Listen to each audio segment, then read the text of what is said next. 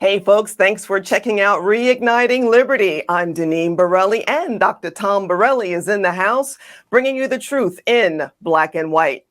Folks, we have a great guest on who is going to talk about all things energy. It's Thomas Pyle. He is the president of AmericanEnergyAlliance.org. Tom, welcome to the show, and thank you for your time. Pleasure to be here with you guys. Thanks.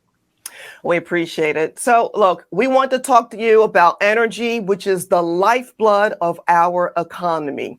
But what are we seeing today? Our country is in the middle of an energy crisis, essentially. But this didn't have to happen. And this is all on President Biden's watch.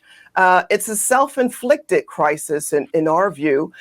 President Biden, he is doing everything he can to kill the fossil fuel industry, to make room for the Green New Deal policies, which are much more expensive, not ready for prime time. What are your thoughts on that? Well, I mean, my thoughts are probably what everyone else's thoughts are. Like, how did we get here? I mean, in 2019, for the first time since the 1950s, we imported less oil than we produced, and we used less than we produced, I should say, and we exported less than we imported less than we exported. The point being is we became energy independent, and in a few short years, we are now left with our administration begging countries like Saudi Arabia and Venezuela to produce and give us more oil, even though we have underneath our lands and waters the most oil and the most natural gas than any other country in the world, including Russia. We have it all. And we don't have the political, and we don't have the types of politicians in place who are leading our country, both in the Congress and in the administration, who see the value of that, both for the economy and for our national security. And instead, they kowtow to a very narrow, extreme, self-interested group who want us to not use these resources at all, who want to demonize the companies here that produce these resources. It's all about policy, right? At the end of the day, the previous administration embraced the American energy industry, welcomed them, encouraged them, and this administration has done the opposite. And we're now paying the price, both at the pump and our utility bill, and with what you see going on around the world. Thomas, what I find most frustrating is that there are numerous examples around the world, talking about Europe and talking about California, and now New England, where we may be facing energy shortages because of Green New Deal type policies. I'm not sure if you saw it, but there was a recent Wall Street Journal story about how the New England region could be facing blackouts this winter if there's a cold snap, because the region has manipulated its energy mix over, I guess, almost 20 years. And now, if there's a real rush for energy, there's not enough pipeline infrastructure to carry natural gas into that region because they've gotten rid of coal, they've reduced nuclear energy to a great degree. Now, they're highly dependent on natural gas, I think over 50%, but they forgot to build the energy infrastructure in terms of pipelines. I mean, that is a sheer example of, it's idiotic. What's your reaction to that? Well, Tom, they didn't forget, they deliberately didn't build it. Well said. And here's the thing. New England is importing natural gas from Russia, for example, from Trinidad, for example. When 110 miles away, we have the largest deposits of natural gas in the world in Pennsylvania and in New York, quite frankly. But the politics there, again, it goes back to the leadership there. They banned fracking in New York. They prevented the construction of the pipeline infrastructure necessary to move that natural gas up to the Northeast.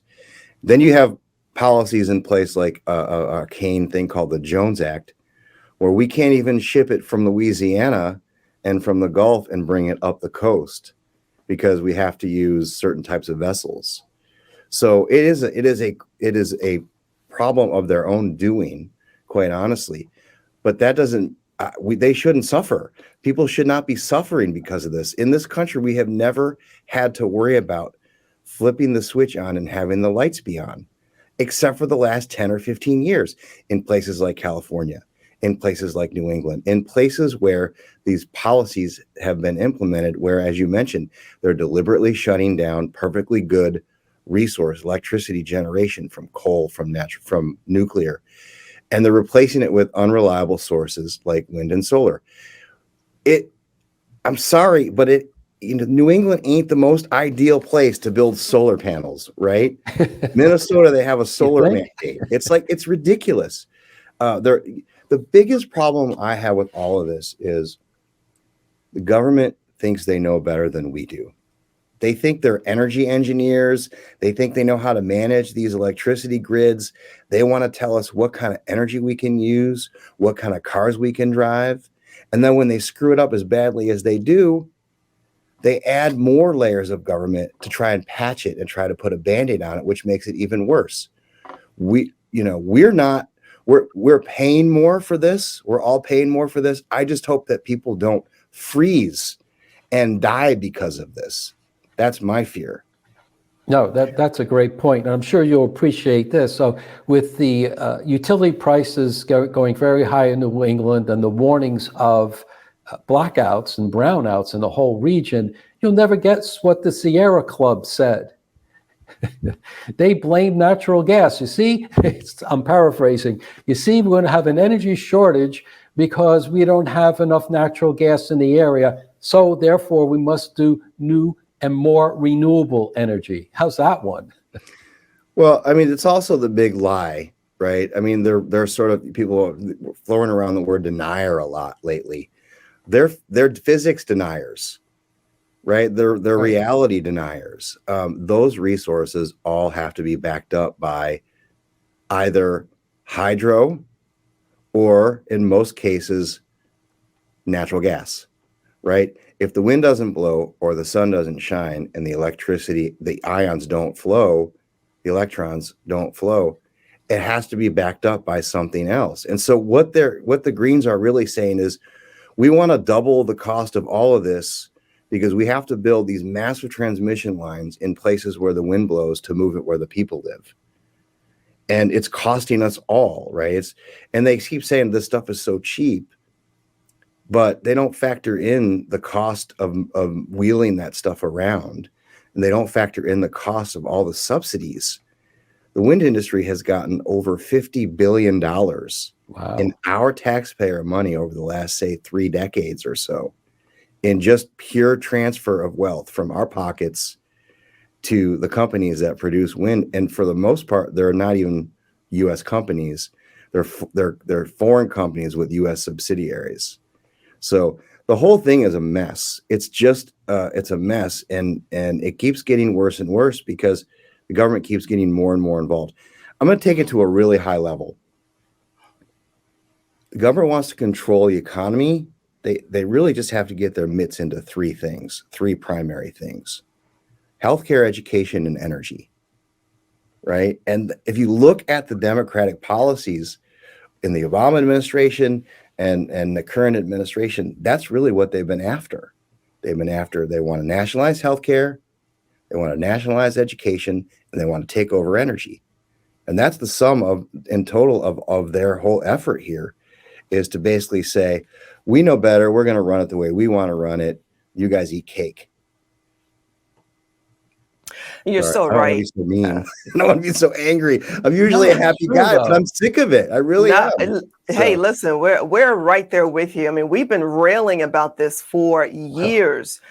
We've traveled around the country. We've met coal miners and their families. We've been on different forums and talked at different rallies. Back then, it was a Tea Party movement when we were making the rounds, talking to people about this. And they're looking at us. In some cases, a lot of people got it, but some people were like, what are you worried about? What are you talking about? You know, but now that it's on their front doors, it's on their doorstep, and people cannot connect the dots that these policies are failing our country. Families, businesses are suffering. I mean, Are you surprised that we're at this level where things are just so bad and how really Americans are being harmed by this?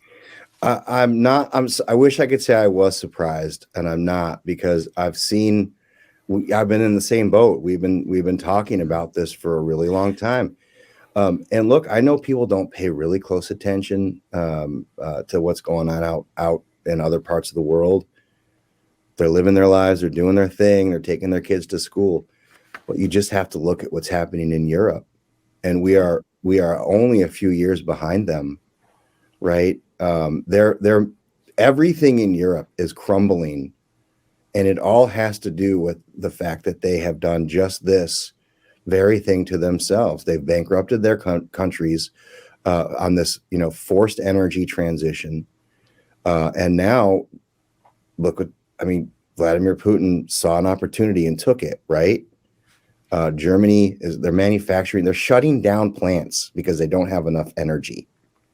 They're paying hundreds of dollars. We're paying, 20s and tens of dollars. They're paying hundreds of dollars for their energy, for the electricity.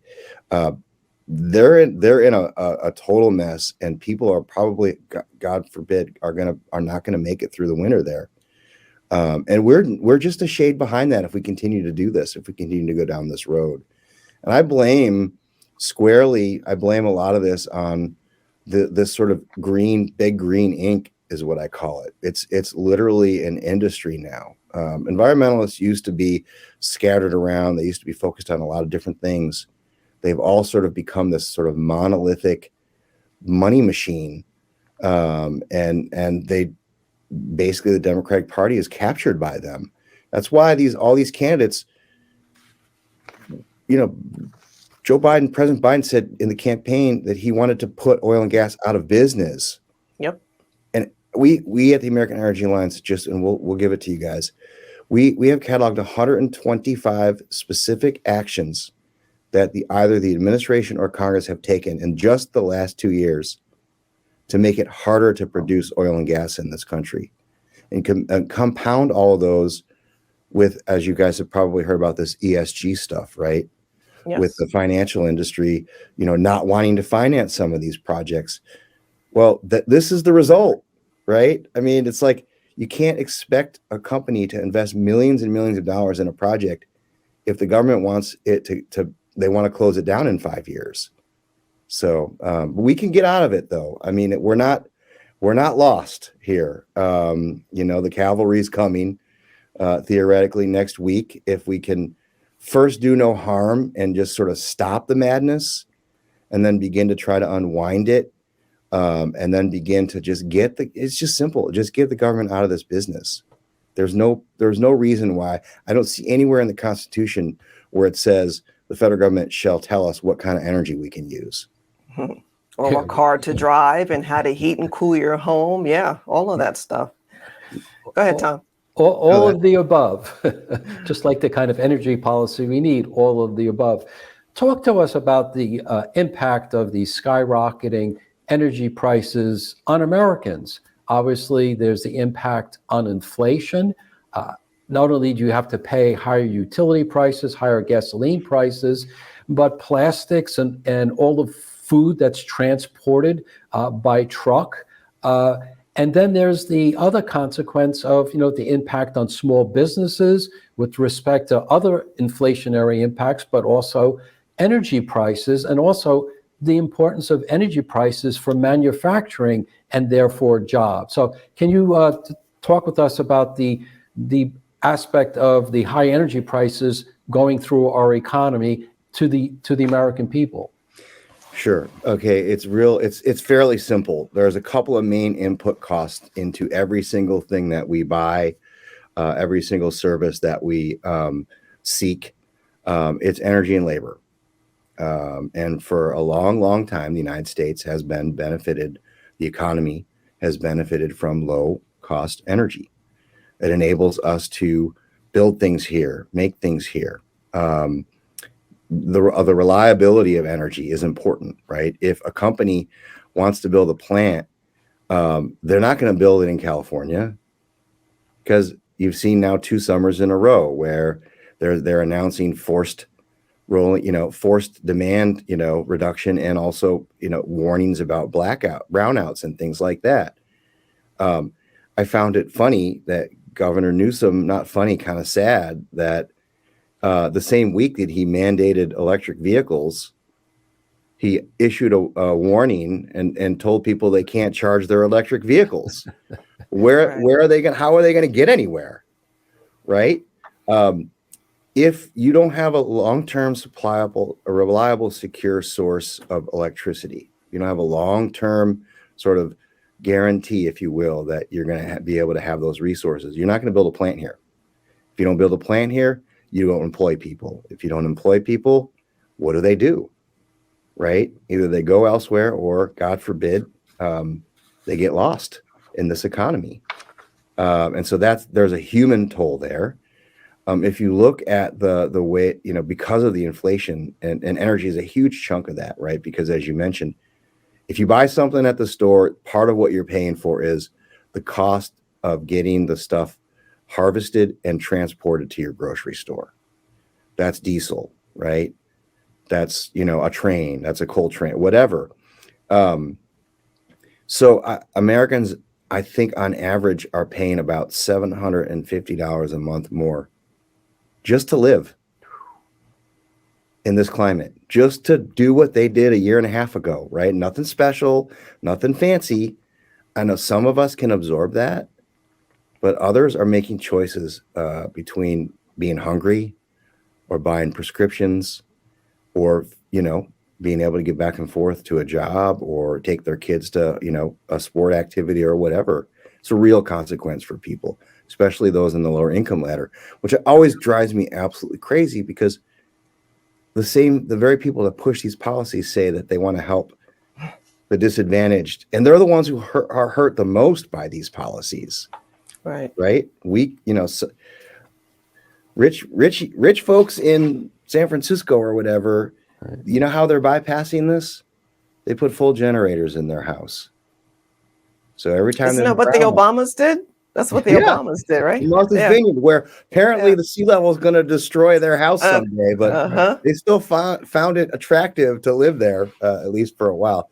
There's a lot of irony, to your point, Deneen, there's a lot of irony in this as well. So, but they're the ones pushing this agenda, and they can afford energy and groceries and whatever at any cost. Meanwhile, just as you mentioned, the low and poor income households, those on fixed incomes, they are the ones who are hurt the most. It's regressive. It's unbelievable. I want to mention, so Biden with his Superman cape, all right? He recently announced a $13 billion plan to give money to Americans to lower energy costs. That's typical Democrats, throw more money at a problem that they created, right? What do you think about that? What are your thoughts on that? Well, you just hit it right on the head. Again, I go back to the point where they create problems and they try to solve the problems they create by compounding the problem with more problems. Yes. Right? I mean, we're intervening in the markets. Every single time we do this, we intervene in the markets. It's so hypocritical for the administration and the Congress to produce 125 tangible policy shifts that make it harder to produce our own energy, and then go on TV and wag their finger at oil and gas companies for excessive profit taking. If you want to play devil's advocate on that, I don't recall any politician going on stage when the oil and gas industry was losing 20 and 30 and 40 and 50 billion dollars because of the lockdowns. Yes. Right? I mean, where were they then?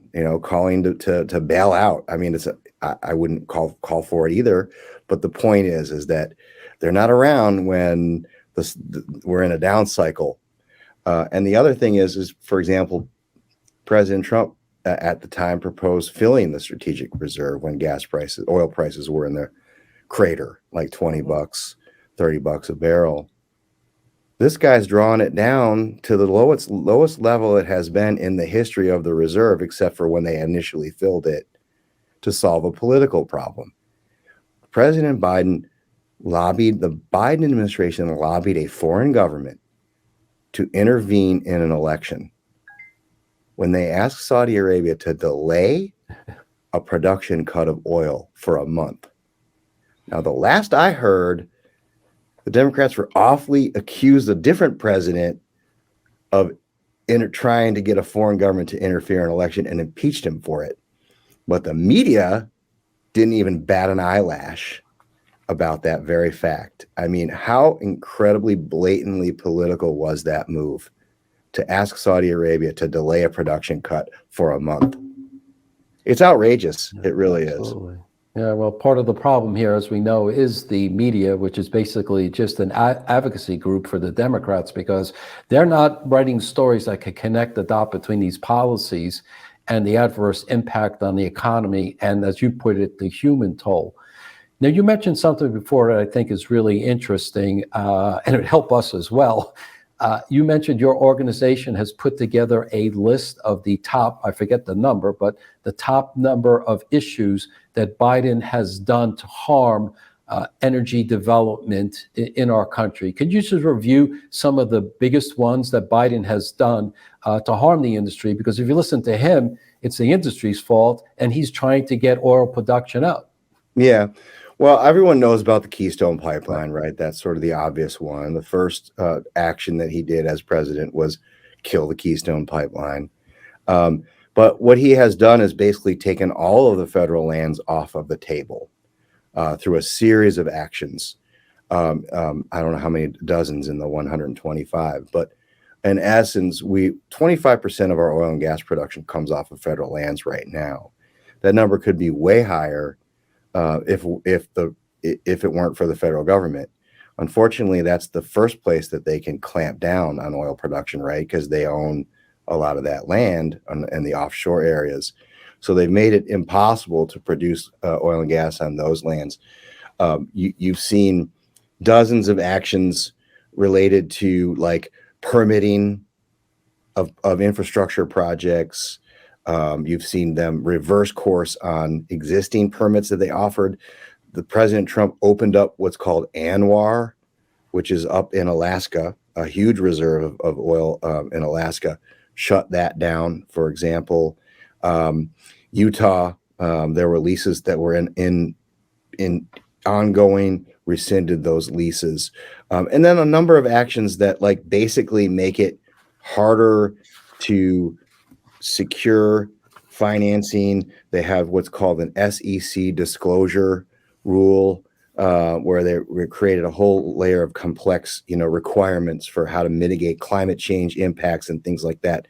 So it kind of runs across all the different agencies, DOD, and then you've got like a lot of the punitive. There's a tax on methane, which is basically part of a product produced when you drill for gas, for natural gas. So we'll give you guys the list. Your audience can take a look at it. But you add them all up, and it just says, I don't want you to do business in this country. Find somewhere else to drill for oil. And ironically, we have the safest production techniques in the world. We have the most sophisticated, technologically advanced ways to produce these resources, right? Other countries don't care. Other countries don't put that level of safety and security, environmental protection in their processes. So we actually do it cleaner as well, but right. Yet they would rather us get it from elsewhere where it's dirtier, or where they have to bring it in across the ocean, and they have to, use ships to do that, which burn diesel. So it's not about the environment, guys. It's about power. It's about control. It's really what it comes down. Right. And one thing that I don't think is discussed enough with respect to the Keystone XL pipeline was the fact, life is all about the incentives, right? So the company, I forget the name of the company, is actually constructing the pipeline, and then Biden comes in and cancels and stops it. So if you're a business leader, you're running a corporation, and you even get the okay to build a refinery or do a development to extract oil and natural gas, in the back of your mind, you have to be thinking, what happens if he stops that as well? What a huge disincentive. Absolutely. and that's exactly what I'm hearing across the industry. Is I'm not gonna take that risk.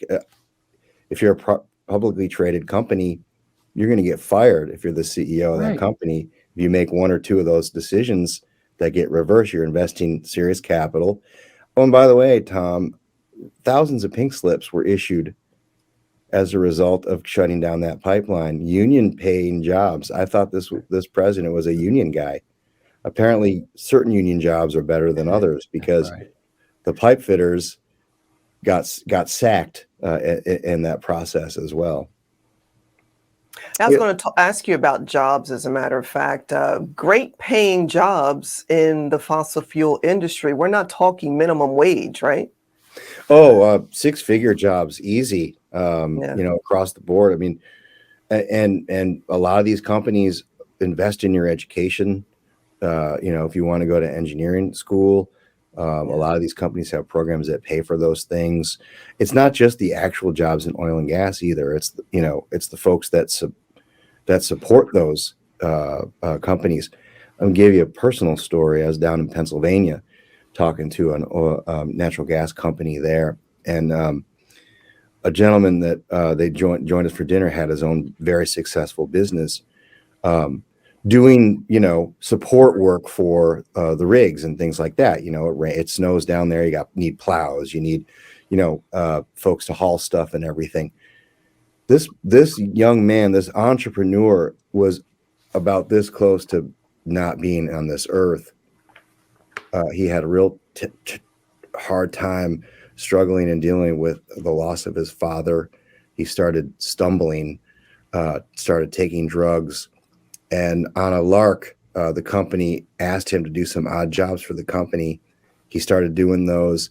Then all of a sudden he employed one person and two people, and now he's a successful businessman in Pennsylvania. And he said this in the breakfast. Wow. I owe my life to this company, literally. So, when these aren't like demon, boss hogs sitting in an executive boardroom somewhere, smoking cigars, trying to figure out how to screw people. These are really damn good, highly technically skilled jobs that the industry doesn't seem to care about. The administration doesn't seem to care about. Yeah. And so some recent headlines have been actually very alarming with respect to home heating oil prices skyrocketing, and in New England, actually shortages possible and rationing of home heating oil. Imagine that. As well as the diesel oil shortage. I guess we only have like a 25-day supply, which means there's got to be a lot more produced to keep up with demand. Why are we facing a specific challenge with home heating oil and diesel? So, the refinery process is fairly straightforward. It's like a recipe. And if you drive past a refinery, you see all the pipes and the stacks and everything else. Well, they basically cook the crude oil and they create different products. Home heating oil, diesel, jet fuel is sort of the main ones. What happens is that everyone is driving around in the summer, and so the industry has to make a lot of gasoline, right? And then all of a sudden it's like, oh, wait a minute, we got to change that recipe and make heating oil. We got to make diesel and everything else. Well, a lot of what the government has done over the last few years is, and I wouldn't make these decisions, but apparently they did a lot. We've got about 100,000. I think 1 million barrel a day equivalent of refined product that has been converted to diesel, biodiesel, and some other sort of biofuels. And that, again, is a result of a lot of these government subsidies and a lot of these incentives. And those refiners are now retrofitted in such a way that they can't make that home heating oil, or they can't make conventional diesel, right? And so some of this is a result of government decisions. Some of this is a result of, there were a lot of refineries running full tilt for a while, and there's maintenance that needs to be done on them and things like that. So it's sort of this perfect storm of events that have taken place. But the end result is that, again, going back to your point, we're home heating is a huge issue in the Northeast, and diesel isn't everything, right? I mean, if there's a diesel shortage, people are going to have to pay more for their groceries and everything else, because that cost is going to get baked into the grocery bill and stuff like that. So it's a problem for sure, and one way to solve it is, again, let us build stuff here, right? We haven't built a new refinery in 3 decades. It's impossible to get through all the Byzantine, permitting, both at the federal and in some cases state and local levels, to build this stuff. Yeah, it's crazy. Yeah, why would you build a refinery when A, Biden could shut it down the next day, or B, he wants to reduce, carbon dioxide emissions by X% so many years now in the future? Who's going to take that business risk? That's right. And just to that point, none of these politicians are going to be here. Yes. Right. In 2035 or 2040 or whenever they're making these grand predictions, right? And a lot of the CEOs, quite frankly, aren't going to be here either. So in a lot of ways, it's easy for these folks to make these promises because they won't be there when the bill is due, and we'll be stuck with it. No, that's so true. And I got to remind people every chance I get that Biden, the candidate, and before then, he vowed to do away with the fossil fuel industry. So, I mean, anyone who supported him, they voted themselves. They fired themselves. They are the ones who helped create these higher energy costs as well of what we're seeing. The man is on video for years saying this, Tom. Yeah, that's the thing. I've noticed because I'm kind of a political junkie, and I've been following the cycle and different campaigns and debates and things like that. Yeah. These politicians are flat out lying to you. But the thing is, we got all this video now, right? I mean, you could put together like super cuts of time after time after time where he said we got to wipe out the fossil fuel industry. We got to put them out of business, right? And he's grabbing the shoulders of some ladies, and I promise you, we will get rid of oil and gas. No more coal. No more fracking. No more coal. Yep. It's all out there. They're not, now the difference is that he sees the impacts of this stuff. Yeah. He sees the election around the corner, and he's looking for someone else to blame. Right. And it's the energy companies, because they want to now tax, right? Windfall profits tax. How many years ago has that been out there? Yeah, that's another. This guy more and more has sort of channeled his inner Jimmy Carter, right? I mean, that's the last time they tried a windfall profits tax, and that was a disaster. All you do is, again, you incentivize people not to do something, right? So. Exactly. I actually wanted to mention that the biggest diesel shortfall is in the Northeast region, New York, New England. Inventories are down like 50%, according to CNBC. And the other thing that I researched was diesel reserves are dwindling. They have not been this low since 1951, according to CNBC. And November deliveries are expected to increase by 33%. And so getting back to inflation and where we are present day with the economy and this absolute war on fossil fuels that we're seeing. And, the midterm elections are fast approaching. It's interesting how the Democrats are trying to flip the script. And like you mentioned, and like we just said, it's on video for years and years, their disdain for fossil fuels. But that is also a war against Americans, against families, farmers, small businesses. It's a war across the board. Yeah. And, it's funny because not funny, it's sad. But like, if you look at sort of some of the stuff going on in Europe and some of the conversations taking place here, Secretary of Energy, for example, is saying, well, this just shows we have to accelerate our program. Right. This just shows we have to move even faster. Right. It's like this does not just show that you have to go from walking off the cliff to running off the cliff. Right. It shows the exact opposite, in fact. Right. If we connected Canada's oil to our refineries in the Gulf via the Keystone Pipeline, we wouldn't have this diesel problem. right? We would have that steady supply of 800,000 barrels a day of crude oil from Canada flowing into our refineries in the Gulf, right? We would not be here. We would not be discussing this at all. But yet we are, because they didn't want, they cut that tie. They severed that pipeline and broke that link. And that's the difference. North America is now can be, and was up until, like I said, 2019, 2020, the swing producer of oil in the world. The incremental increase in oil production globally over, say, the last 10 years, 80% of it came from the United States of America.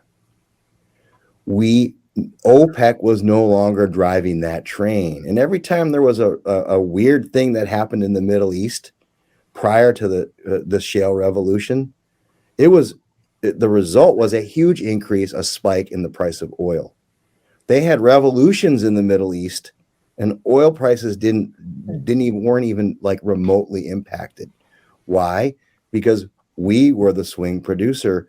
We stabilized the globe from conflict in the Middle East, and now that's not the case anymore, right? We're back to the bad old days where Middle East is driving the train. Doesn't have to be this way. Just doesn't have to be this way. Right. So National true. security issue, in addition to an economic issue with respect to domestic energy production. Mm-hmm. Right. In Is there Europe, anything? Oh, go ahead. I was just going to say Europe, I mean, testified on Capitol Hill earlier this year when Germany made the decision to align itself with Vladimir Putin's natural gas. That was the beginning of the end for Europe. They became dependent on Russia to the tune of 40% of all of their energy.